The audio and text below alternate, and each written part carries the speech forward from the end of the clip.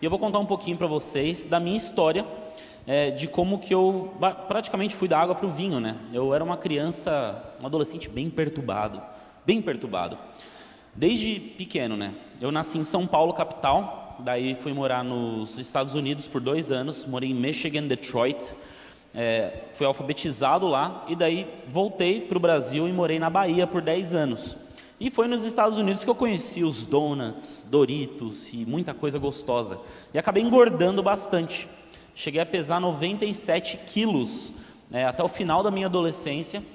Claro que foi, escalando o peso, né? Fiquei no efeito sanfona a adolescência toda, só que sempre acima do peso, sempre obeso. E tinha um quadro de irritabilidade até um pouco agravado. Acho que isso refletia... Era uma pessoa muito impetuosa, uma pessoa que gostava de bater de frente com autoridades. Talvez eu tenha isso um pouco ainda, mas claro que isso agora está entregue nas mãos de Deus, né? E eu lembro até hoje que eu não era feliz com o meu corpo. Eu olhava para o meu corpo e eu sabia que não era bonito. E para mim, não é que era importante, é que me incomodava. Sabe, quando você é meio que adolescente, você meio que liga, né? Você começa a se importar mais quando você começa a ficar mais jovem, começa, sei lá, procurar uma parceira, alguma coisa assim, né? E eu quis mudar o meu corpo. E eu pensei, como que eu vou começar a mudar o meu corpo? Com aquela dieta daqueles fisiculturistas. Então vamos me entupir de frango, vamos comer uma cartela de ovos, muita batata doce. E foi isso que eu fiz por aproximadamente 9 meses. Então eu parei com aquela rotina de comer muito junk food, muito Doritos, virar à noite vendo seriado, comendo alimento ultraprocessado, e passei a ter uma alimentação, flex, equilibrada, né? Pulei a parte que eu me batizei na Igreja Adventista aos 16 anos no IAN, né?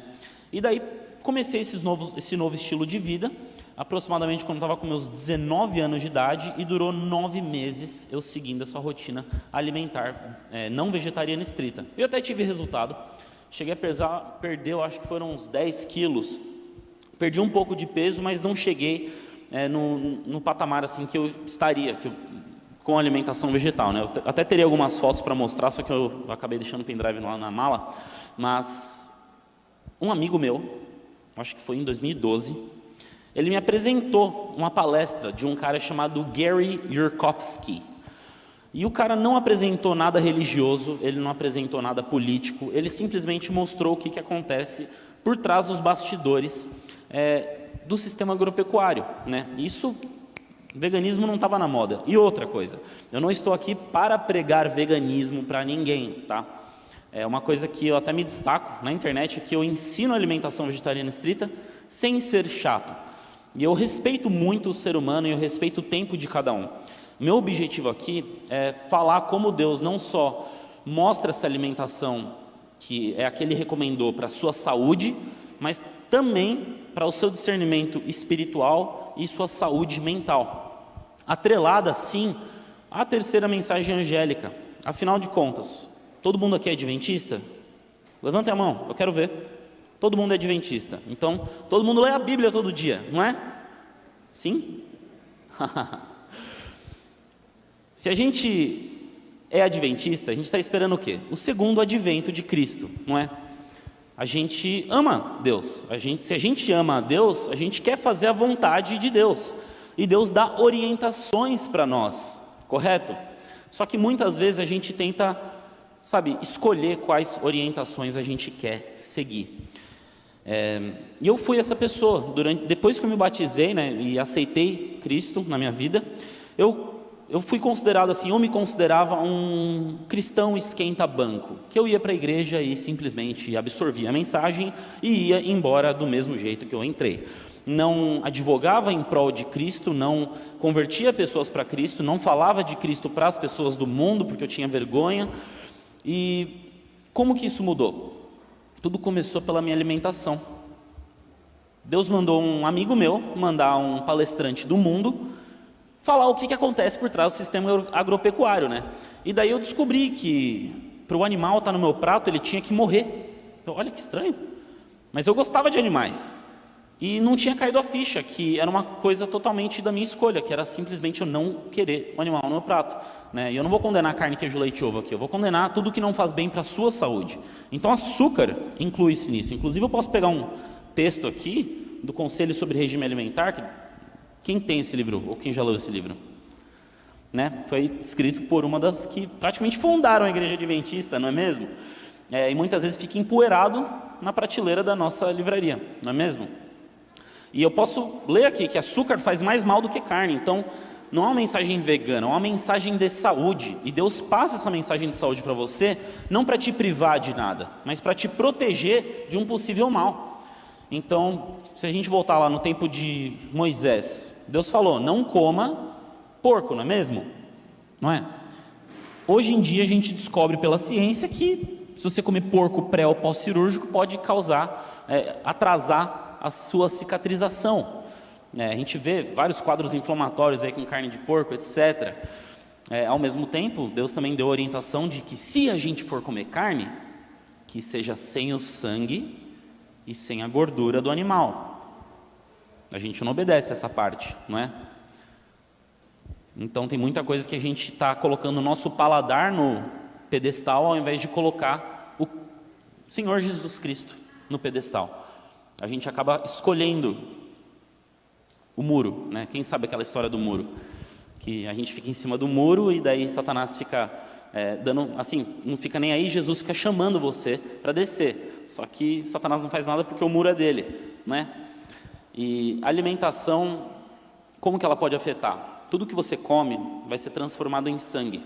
E esse sangue é o que vai nutrir as suas células, que vai produzir os neurotransmissores, a sensação de bem-estar, mal-estar. Se eu pego, por exemplo, um aminoácido chamado triptofano, ele ajuda na produção de serotonina, que é a sensação de bem-estar. Agora, a gente encontra o triptofano na Ora Pronobis, a gente encontra na banana, a gente encontra no abacate, a gente não encontra na traquinas. Né? E quando a gente come esse tipo de alimento, o que acontece? A gente não nutre o nosso sangue e Deus sabe exatamente o que a gente precisa para comer. Nozes, frutas, castanhas, cereais, raízes, tudo que nasce da terra, né? E eu vi essa palestra e eu decidi, em uma semana eu vou mudar. Vou parar de comer carne, queijo, leite e ovo. Mas daí veio vários pensamentos na minha cabeça, tipo, caramba, eu vou ficar magro, porque eu vi o irmão lá da igreja, o tiozinho, que falou disso, e ele estava um palito. E sempre que eu escutava da alimentação vegetariana estrita na igreja, o indivíduo estava magro e eu não queria ter essa aparência física, apesar de ter sido obeso boa parte da minha vida, né? E eu pensei, tá, eu vou fazer pelos animais, né? Vou fazer pelos animais porque eu tenho dó dos bichinhos e beleza. Fui e fiz. E impressionantemente muitas coisas aconteceram na minha saúde quando eu parei de comer carne, queijo, leite e ovo. Eu parei de uma vez, em uma semana. Porque é muito fácil, né? O queijo, tecnicamente você não tem nada nutritivo do queijo. O ovo, tá, seria a proteína, a gordura boa. O leite, é mais conveniência, né? E sabor e adaptação com alguma receita. E carne é simplesmente a proteína. Todas as vitaminas eu já sabia que a gente consegue com muita abundância nas folhas verdes escuras, em toda a abundância do reino vegetal. Então eu simplesmente substituí minha proteína. Troquei a carne, queijo, leite e ovo por lentilha, ervilha, grão de bico, feijões, favas. E na época que eu mudei a alimentação, nem sabia o que era tofu. Não tinha nem suplemento vegano na época, porque não era famoso, né? Na verdade o movimento cresceu depois. Eu fui o primeiro youtuber para ensinar sobre alimentação vegetariana estrita voltada para o ganho muscular e emagrecimento, porque não existia. Eu falava, tá bom, se não existe, eu vou fazer, eu vou ensinar para mostrar para as pessoas. Minha pele melhorou, em poucas semanas, minha pele melhorou, meu intestino melhorou, meu humor melhorou muito, eu parei de ser tão irritadiço, parei de me estressar tanto, se bem que tem perguntas até hoje, tipo de B12, que ainda coçam aquele cara lá do fundo, mas bom, e tudo começou a melhorar, minha recuperação muscular melhorou, a dor do músculo, sabe, quando você treina, fica dolorido, parou de doer tanto, e eu pensei, tem alguma coisa nesse tipo de alimentação que é melhor para o ser humano. E eu comecei a ir mais a fundo. Eu comecei a ver que o ser humano, na verdade, ele é construído para ser um herbívoro, né? A gente tem amilase salivar, é uma enzima que digere carboidrato na nossa saliva. Só herbívoros têm, carnívoros não têm essa enzima. O nosso trato digestivo, ele é muito longo. Comparado com o trato digestivo de animais carnívoros, é curto. Por quê? Para empurrar toda aquela carne que fica deteriorando, né? E eu não lembro de um cardiologista falar para você parar de comer brócolis, porque faz mal. O que ele fala? Reduza o consumo de carne vermelha, né? Eu li num livro que geralmente quanto mais patas, pior é para você comer, né? Mas se tem olho, se tem mãe, é carne, não é mesmo? Então, se dá para você viver sem, a escolha de viver consumindo é inteiramente por causa da cultura e por causa do seu paladar. Só que a gente tem recomendação de Deus para nós, não é mesmo? E eu mudei a minha alimentação, até então não toquei no ponto de religião na minha história, né? Só que Deus usou essa conduta alimentar para limpar a minha mente, e aí foi quando eu peguei nesse livro aqui, ó. E eu falei, uau, a mensagem adventista fala disso, mãe? Porque foi minha mãe que me deu. E daí eu fiquei encantado, porque eu não sabia. Eu estava vendo na ciência falar uma coisa que a gente tem escrito há 100 anos atrás. E eu comecei a destrinchar esse livro. Falava de jejum, falava de carne, falava de saúde, sabe? Quantas refeições por dia, o conselho sobre regime alimentar. Eu destrinchei esse livro todo. E daí eu fui para a Bíblia, porque eu queria saber, mas aí isso é Ellen White falando. Ellen White, não quero Ellen White, eu quero ver na Bíblia. E eu vi várias analogias na Bíblia mostrando que a alimentação tem sua influência. Se a gente parar para pensar, por onde que o homem caiu? Por onde que o homem caiu? Pela boca. Inclusive eu posso até procurar aqui que a condescendência, eu acho que eu tenho decorado, a condescendência com o apetite. Aí, ó, achei, da hora.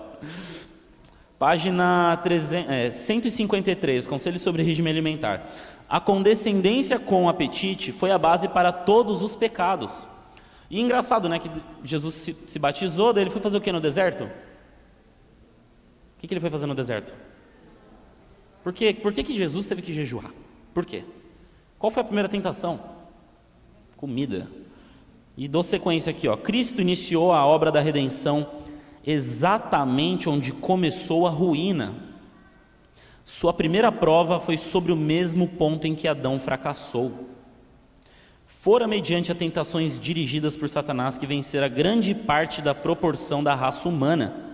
Olha só, por onde que Satanás começa a vencer a gente? Pela boca.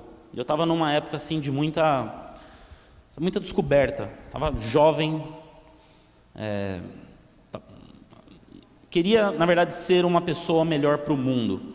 E eu vendo isso, né, tendo completa fé nisso que eu li, eu vi na Bíblia que não só Jesus teve sua parte com alimentação, mas se a gente vê a história de Daniel na Bíblia, os primeiros capítulos de Daniel, ele foi tomado, né, para ser escravo na Babilônia. O chefe dos eunucos fez o quê? Vamos colocar você para comer todas as iguarias do rei, tomar o vinho e tudo. E não, vamos fazer uma prova com Deus. Vamos se abster disso. 10 dias depois ficaram 10 vezes mais sábios, mais inteligentes, mais fortes. Tanto que todo o resto dos escravos teve que aderir à dieta deles. Então, assim, evidências não faltam. E sempre que Deus quer mover um povo, Deus começa pela alimentação. Sabe por quê? Para mexer a mente. E foi bem quando eu descobri tudo isso que eu vi que, olha só, a gente está no tempo do fim. E eu me deparei com um texto que eu vou ler aqui com vocês, que foi o que na verdade me inspirou para falar essa mensagem, para passar esse testemunho. Eu escrevo tudo bem bonito, peraí. Vamos lá, olha que interessante, 1871, tá? Em 10 de dezembro de 1871, foi-me mostrada novamente que a reforma de saúde é um ramo da grande obra que deve preparar o povo para a segunda vinda do Senhor. Ela se acha tão ligada à terceira mensagem angélica como as mãos estão para o corpo. Ou seja, uma pausa aqui, não é a terceira mensagem angélica.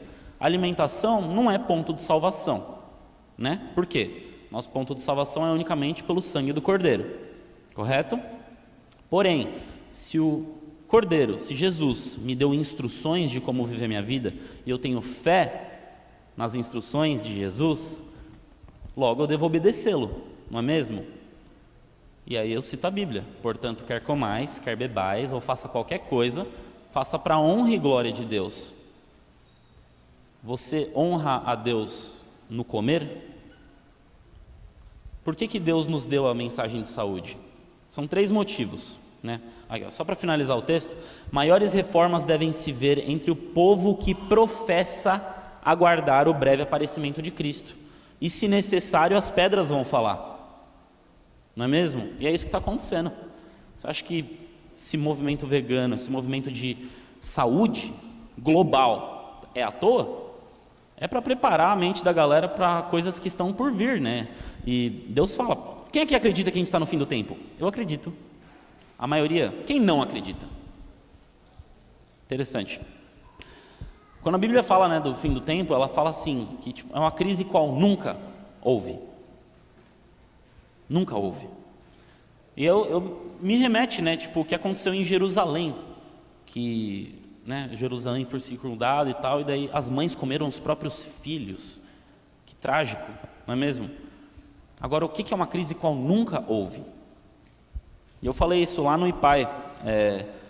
O que me tirou da cidade grande foi a greve dos caminhoneiros, porque eu temi pelo futuro. Eu morava num lugar em São Paulo, num bairro nobre em São Paulo, chamado Granja Viana. E tem uma rua chamada Raposo Travares. É Tavares, mas sempre trava lá, então eu chamo disso. E, quando teve a crise da greve dos caminhoneiros, eu literalmente não conseguia ir no mercado, eu não conseguia comprar água. Impossível abastecer meu carro. Eu praticamente estava preso no centro de São Paulo, sem ter para onde ir e sem conseguir sair. Eu falei: só os caminhoneiros fizeram isso. Imagina gotas da crise, gotas do fim do tempo. Eu ia morrer que nem sapo. O que acontece com o sapo? Você coloca ele na panela, né? Aquece a água, ele não percebe que a água está aquecendo e ele morre, sem perceber. Agora imagine uma crise qual nunca houve. Por que Deus quer mudar a sua alimentação? Primeiro ponto, Ele quer fortalecer o seu físico, o seu mental e o seu espiritual. E eu não sou o único que está aqui para falar dessa alimentação que realmente melhora a sua saúde. Eu não fico doente há 9 anos. 9 anos sem gripe, 9 anos sem dor de cabeça, pode até espirrar do meu lado. É um perfume para mim. Estou brincando, é nojento isso. Mas eu não tenho medo. Você sabe a paz que eu tenho quanto a essa questão? E então, assim, fortalecer seu mental, seu físico e seu espiritual. Segundo motivo, Deus sabe que uma crise está por vir. E quando tem uma crise, vamos supor, não poder comprar e nem vender, né? Falando no alto da crise. Você acha que você vai ter pizza? Não, não vai. Você vai ter que se acostumar com coisas simples. E se você não estiver acostumado, vai ser muito fácil isso ser uma pedra de tropeço. Porque também está escrito que vão temer o que eu vou comer, o que eu vou vestir nesse tempo do fim. Então, essa na verdade é a essência da minha mensagem. Eu acredito no que Jesus falou, eu acredito no tempo em que a gente está vivendo, no momento presente, e Deus tem uma mensagem de saúde para esse momento. E para finalizar, Deus quer nos preparar para o céu, não é? Imagina o céu, que lugar lindo. Agora imagina você terminou o culto de sábado lá no céu, e daí vai todo mundo para a casa de José, e tem um anjo lá, fritando frango na grelha. Você não tem esse cenário. Então a gente tem que se acostumar. Se a gente tem essa paixão, se a gente ama a aparência do mal, a gente tem que começar a se desprender disso, porque a gente é um povo diferente. Tanto que eu comecei a mensagem lá no IPAE, né, que é uma mensagem mais espiritual, que é um pouco mais descontraído, com Romanos 12. Portanto, não é portanto quer comais, quer bebais. Renovai-vos pela transformação. Não se conforme com este século. Não se conforme com este século, mas se transforme. Para que você desfrute da boa, agradável e perfeita vontade de Deus. Ou seja, tem uma condição, né? Então eu sei que é muito difícil, e a gente vai até abordar aqui nas perguntas mais adiante, mas na verdade é para ser simples. É que hoje em dia a gente tem muita opção, sabe? Porque tofu é caro e castanha também, você não precisa comer isso. Quando eu mudei minha alimentação, eu estava no NASP, fazendo psicologia, e eu tinha pouquíssimo dinheiro. Eu trabalhava numa loja de produtos naturais, eu tinha R$100 por semana, e eu ia para a feira. Eu comprava minha batata doce, que era meu carboidrato, eu comprava minhas proteínas na loja de produtos naturais, que era lentilha, ou grão de bico, ou ervilha. As minhas fontes de gordura, eu preferia tomar água de coco, que aqui vocês devem ter também, bastante, ou às vezes pasto de amendoim. Montava o meu prato, comia simples, entendeu? Escolhia um carboidrato, uma proteína, uma fonte de gordura, salada à vontade, de vez em quando fruta, e treinava. Seguia os 8 remédios naturais: ar puro, água, alimentação saudável, repouso, exercício físico. O que mais? Vocês sabem. Luz solar, temperança, confiança em Deus. De todos, é muito interessante que a maioria é de graça, né? Você respira de graça, você toma sol de graça, você pode... Até água, talvez. Não, água não é de graça, mas é barato. A gente vive num país abundante.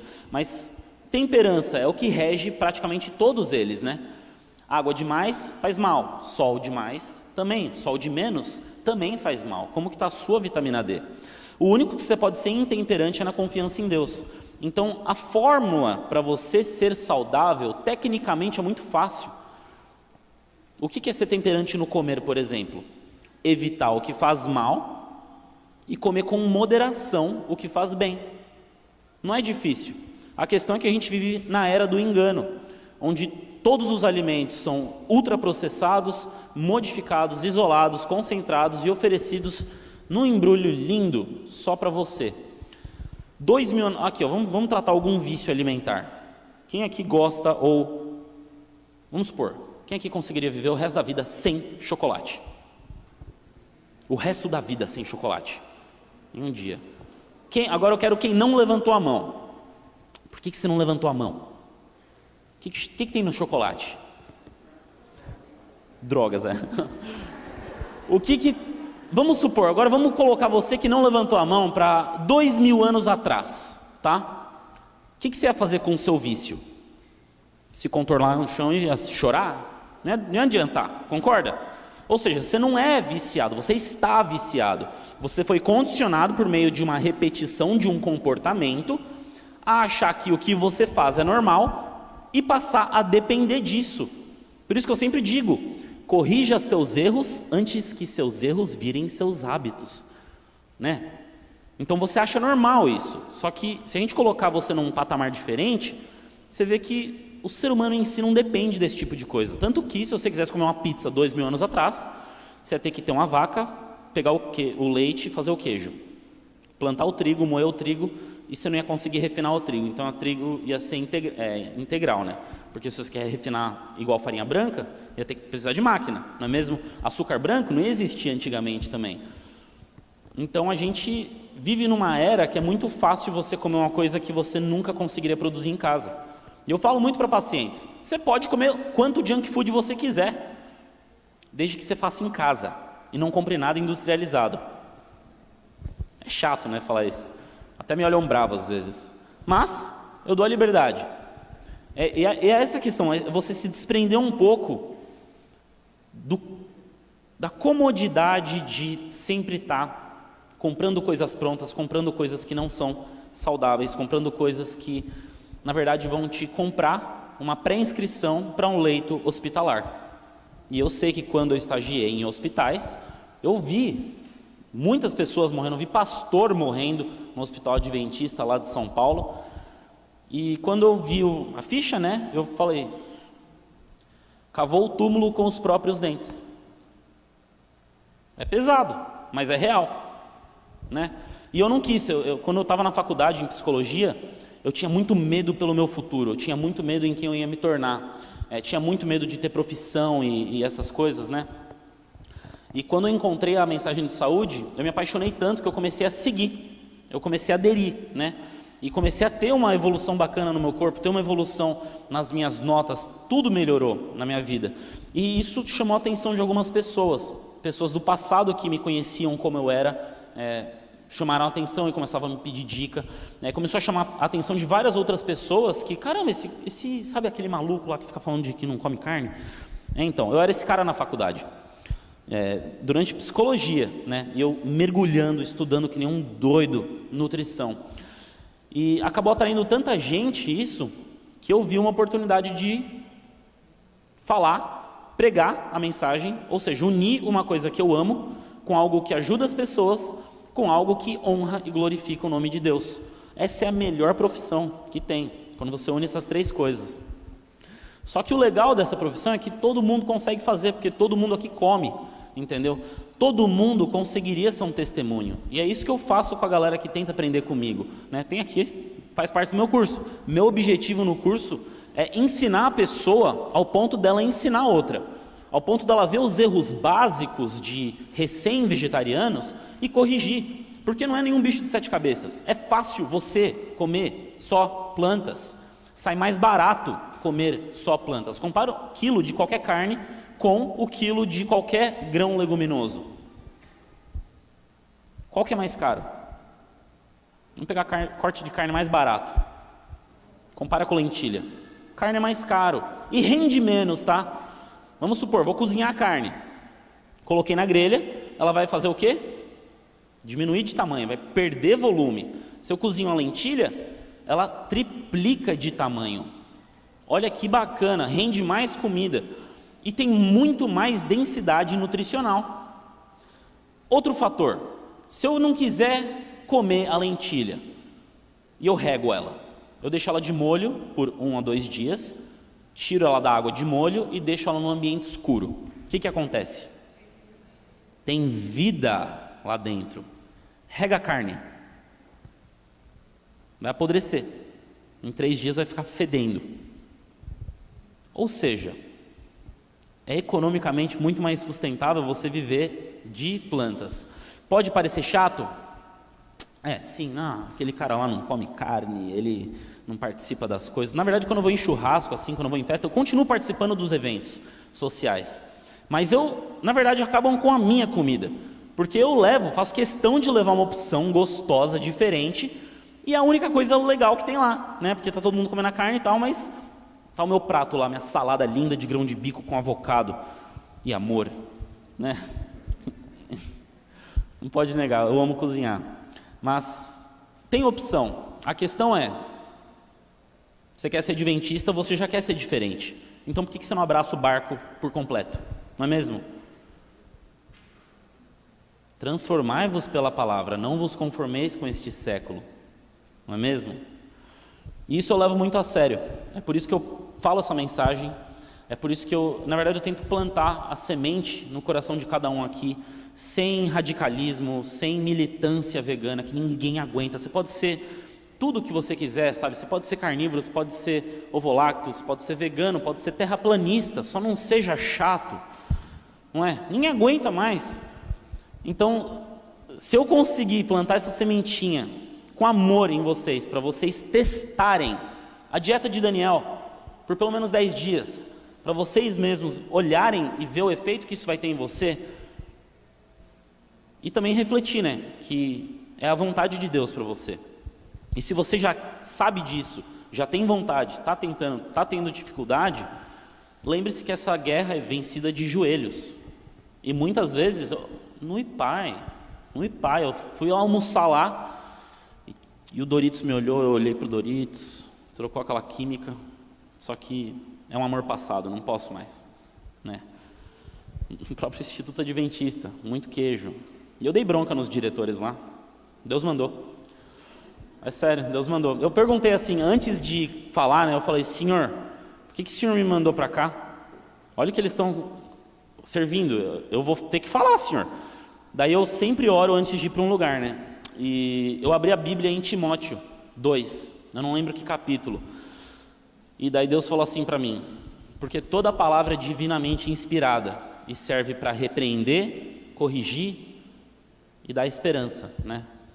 E eu vi a mensagem e falei: tá bom, Senhor, eu falo. E eu falei, acabou que deu um resultado bem legal lá. Os diretores não quiseram me expulsar de mais um internato.